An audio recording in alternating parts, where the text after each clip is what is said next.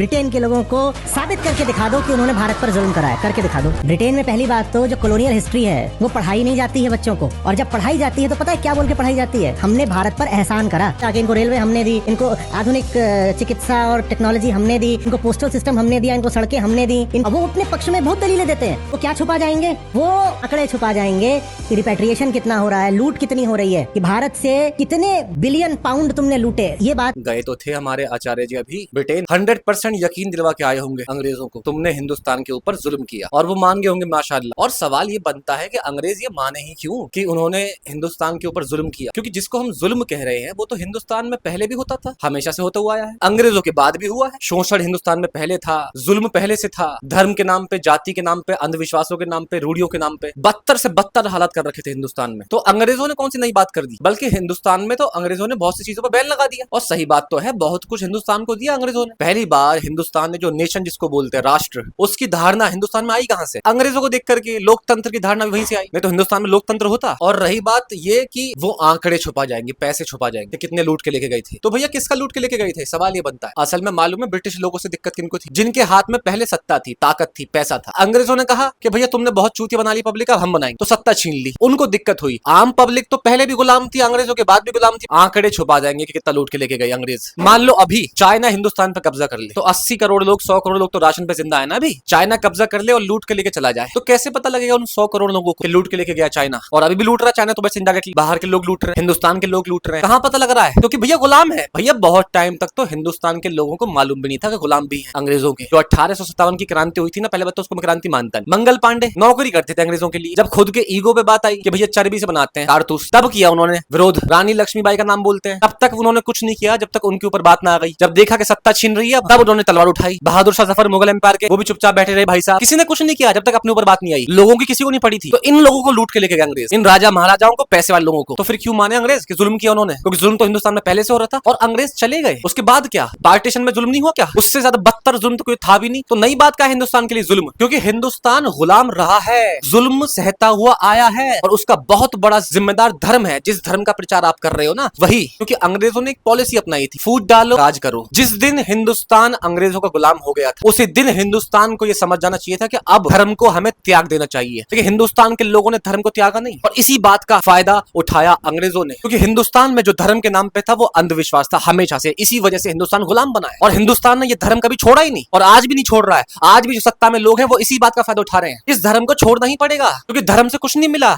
जिस दिन अंग्रेज आ गए थे उसी दिन सिद्ध हो गई थी बात ये। और जब तक इस धर्म को नहीं छोड़ा जाएगा, तब तो गुलाम पे गुलाम रहेंगे।